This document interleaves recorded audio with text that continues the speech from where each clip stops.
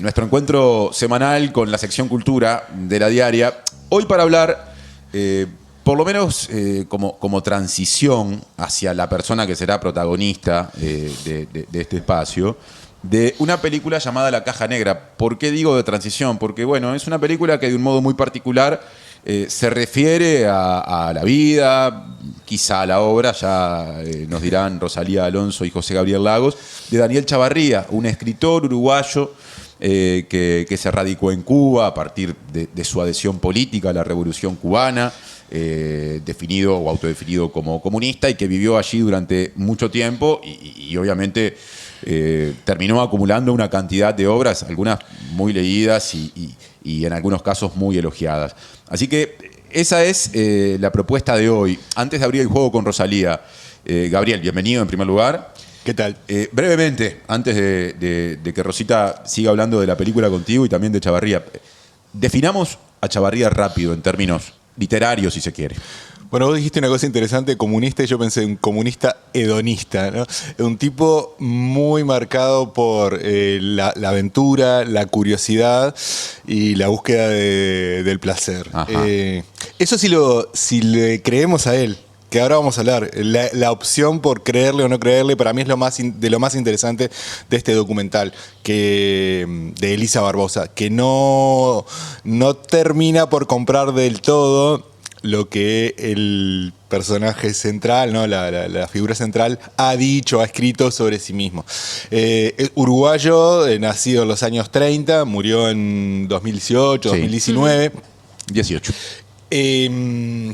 De esa generación que se enganchó con el cambio revolucionario, pero con un toque particular, ¿no? Vos ves que es un uruguayo de esa generación, ¿no? Que tiene mucho del ambiente cultural de los años 40, 50 uruguayos, ¿no? Esa cosa intelectual, muy formado, muy curioso.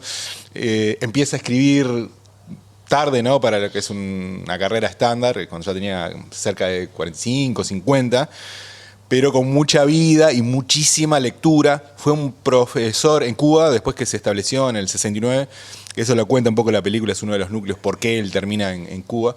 Se transforma en profesor universitario de filología, mucho de eso aparece en sus novelas, pero todo el tiempo aparece en su vida, en el relato de su vida, aparece la ficción, el engaño, y bueno, bien. Eso es como para presentarlo a él un poquito, ¿no? Ahí tenemos la presentación, la película Rosy, que es la puerta de entrada hacia Chavarría, se llama La Caja Negra. Sí, esta película documental La Caja Negra, como decía Gabriel, la directora es Elisa Barbosa, es su ópera prima.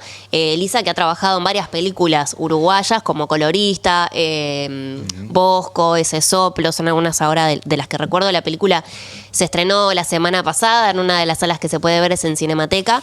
Y bueno, tiene como un pasaje, hoy estábamos hablando con Gabriel antes de entrar, como un pasaje bastante onírico, ¿no? Porque presenta como muchas imágenes que te llevan para un lado, como que al principio no entendés mucho. Creo que algo de lo que decís vos, Gabriel, de esto de que no se sabe mucho de él, que es como medio un engañador, es como que creo que se refleja en que cuando ella le empieza a preguntar a las distintas personas que aparecen, ¿qué sabes de Daniel Chavarría? Es como que te dicen, bueno, en realidad no lo conozco, pero, y ahí te van como diciendo datos. Y tiene, a mí sobre todo, una escena que me pareció como también bastante significativa para conocer algo de él, es esta escena donde entrevista a un periodista colombiano, ¿no?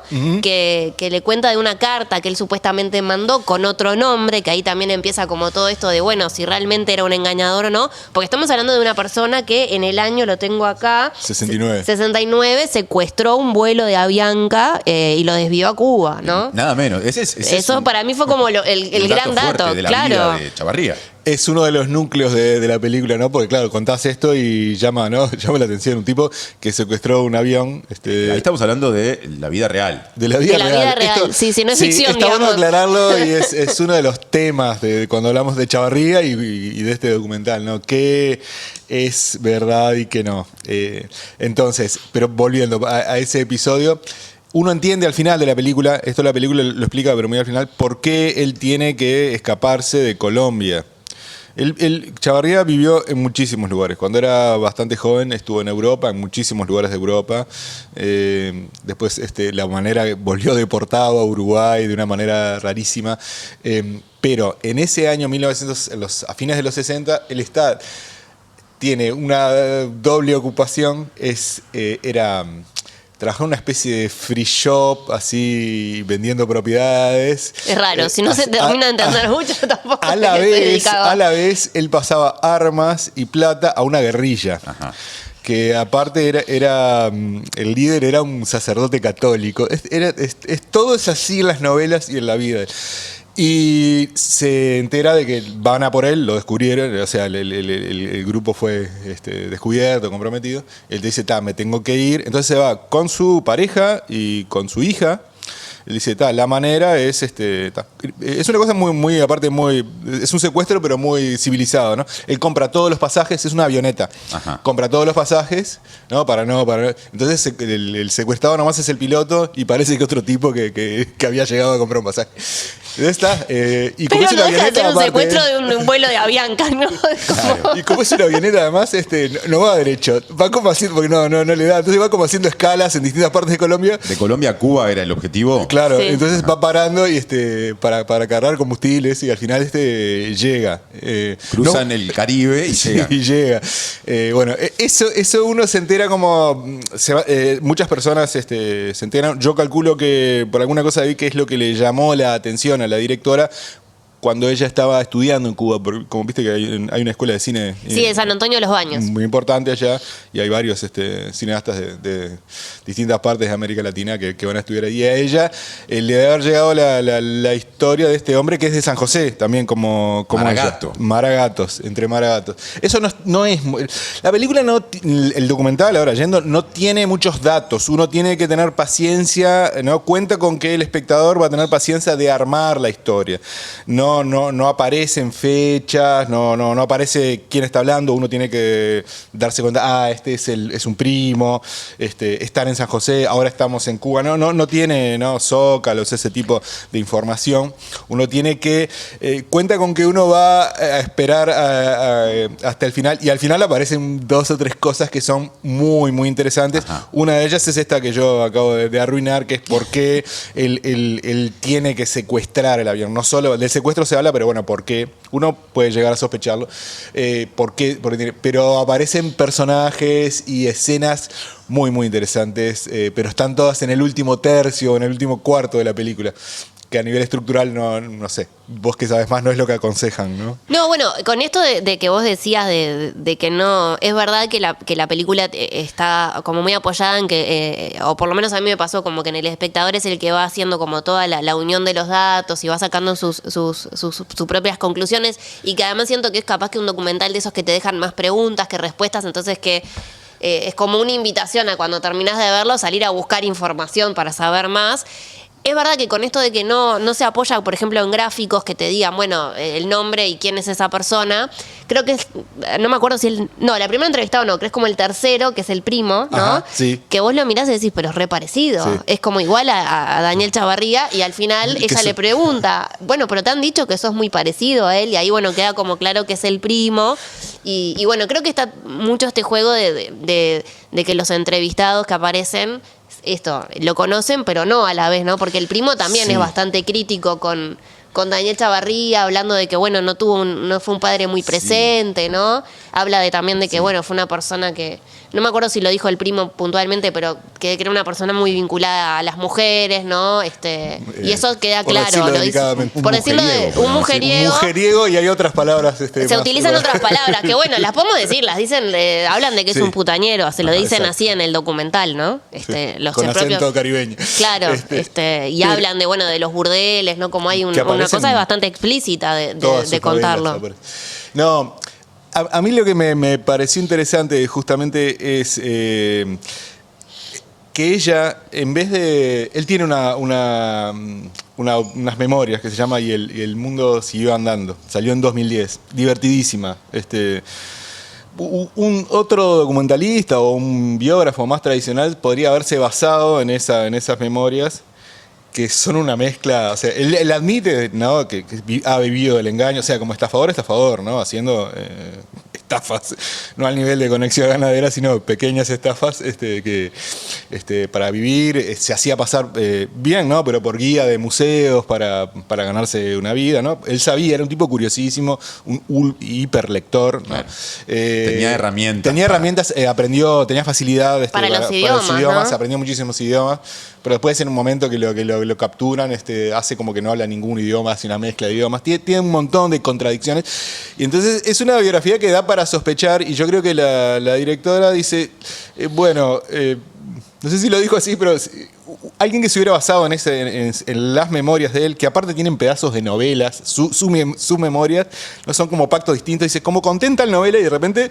copia un párrafo, 2 párrafos de una novela, y decís, bueno, pero es ficción, te pone es tu en biografía. un lugar de duda. Todo ese tiempo, claro, incita a eso, ¿viste? A la sospecha. Entonces, yo creo que ella se basó en otras cosas, se basó más en esto que decís vos, en los efectos que su vida produjo en otros. Entonces por eso habla de cómo la familia de Uruguay lo extrañaba, porque se fue muy joven, obviamente era un tipo muy, muy carismático. No se dice, pero dejó una familia acá en un momento y se fue de revolucionario. Pero el primo Perú. Lo dice, ¿o no? A Cuando Perú. medio que dice que dejó a los hijos. Dejó a los hijos, tenía varios hijos, y se va a Perú.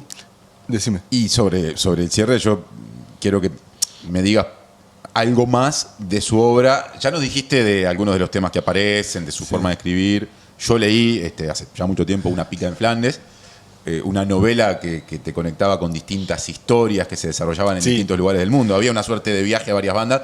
Eso después confluía en un final determinado, una resolución determinada, pero seguro vos podés destacar algo más. No, a ver, claro, no es ni una biografía, ni es una investigación sobre la obra de Chavarría, que es, bueno, a mí por lo menos por lo que me llamó la atención este documental, porque es un escritor muy, muy interesante.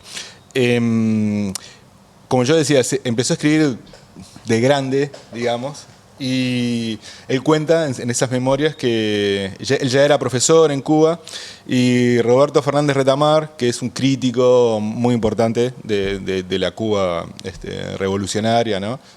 Muy influyente, está dando una conferencia y elogia una novela policial cubana, y entonces él después se lo encuentra en el baño de la universidad y le dice, no es tan buena esa novela, le dice Chavarría, ¿no? Y el otro, Roberto Fernández Retamar, dice, bueno, escribí una mejor, y él dice, seguro que puedo escribir una mejor. Y escribe en 1979 una novela que se llama Joy, que el protagonista es un James Bond, por decirlo de una manera, cubano. Y mejor, porque tiene, claro, mejor en el sentido de que de toda esa información que había acumulado a lo largo de una vida de engaños. De James Bond, claro, ¿no? y además de todas sus lecturas, un apasionado por la cultura clásica, ¿no? de Grecia. Entonces, esa novela es un hit y le va muy bien en Cuba, y después con el tiempo se edita afuera. Él usa el mecanismo del policial, ¿no? Que es parte de otro mecanismo bastante común en la literatura, que es el de la búsqueda, para contrabandear para un lado y para otro, ¿no? Que es una de las cosas que hacía, ¿no? Es su cultura clásica, lo que él sabía en una historia de aventuras, y a la vez hacer un libro que engancha.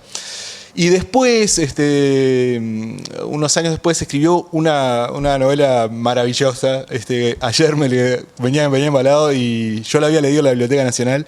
Se editó en Uruguay en los 90, pero es esta que se llama El ojo de Cibeles, o El ojo de Indimeño. Es una maravilla. Ayer, hablando con un compañero de la redacción que la leyó, con Ramiro Alonso, él dijo que es mejor que Humberto Eco. Y yo dije, bueno, no sé, pero es una novela que sale un poquitos años después que El nombre de la rosa. El ojo de Cibeles. El ojo de Cibeles, o El ojo de Indimeño se llamó primero. tiene mucho de aquello del Nombre de la Rosa, que daba mucha información sobre, ¿se acuerdan? Sobre la Edad Media, Sí, ¿no? sí. La manera de pensar la Edad Media, todo eso que Eco venía estudiando como académico y dijo, bueno, ahora con esto voy a hacer una ficción. Bueno, Chavarría hace algo parecido, pero con el mundo clásico, ¿no? Entonces aparece todo el tema religioso, los cambios que se estaban operando ya en la época de Pericles, ¿no? El siglo V, hay toda una trama detectivesca, hay el robo de una joya, hay sectas, hay muchísimo sexo, obviamente, como en todo lo de Chavarría. Es una novela súper... El lenguaje es muy interesante porque es un lenguaje que no nos es familiar, pero él tiene la calidad para ir haciéndolo entender sin ninguna explicación, te va dejando entrar. Es una novela un poco de culto. Yo estuve averiguando, es difícil conseguirla acá, yo la compré usada. Yo calculo que en algún momento se va a editar en Biblioteca País, no está. Está sí esta biografía que yo también recomiendo porque es divertidísima. Pero esta novela es un gran libro. Tiene una quinta parte, aparte del final, es como un léxico, es como una enciclopedia que te ayuda a entender quiénes son los personajes. Y después hizo un montón de otras historias. En el documental aparece lateralmente la historia de Viudas Negras, donde la última pareja de él, da a entender una cosa que se sabía, que el núcleo de esa historia le pertenece a ella, y él como que lo reelaboró y la hizo propia y le agregó partes y le agregó otras tramas, y esa es una de las tensiones para volver al documental e irme. Puedo decir que reelaboró, digamos. No, él está reconocido, él lo reconoció, pero en esa persona, que es su última mujer, que la reseña que salió en la diaria de Agustín comenta esto, que se ve que ella tiene una ambivalencia al hablar sobre su pareja, ¿no? Y en el documental se ve también, ella dice, bueno, no, yo le había dado mi historia para que él la corrigiera, me sugiriera. Él dijo, no, yo no puedo, yo no hago ese tipo de cosas. Y al tiempo le dice, mirá lo que hice, y le agregó como, no sé, 10 veces más. Bien. Y le agregó otras historias. Y hay una cosita ahí, que hay como una posible lectura de los tiempos, no sé si una lectura feminista, pero ahí aparece algo, hay como una historia sin resolver, ¿no? Y en este tipo, así, un hombre así tan de otra época, ¿no? Así como tan a lo Hemingway, ¿no? Así sí. tan macho. Hay ahí como una cosita que el documental apenas la insinúa, pero que es para mí uno de los valores que tiene también la película. Me quedo con eso. Gracias, Gabriel, por la entrada a Chavarría a través de la película, y hasta la semana que viene. Rosy, la película está en Cinemateca. Está en Cinemateca, La Caja Negra, y su directora Elisa Barbosa. Bueno, con ustedes dos en la mesa estamos bajando la cortina hoy. Muchas gracias por estar, muchas gracias a ustedes también. Mañana tempranito, a las 9, levantaremos las cortinas y desde Café La Diaria haremos otro programa de la mañana de La Diaria. Que pasen bien.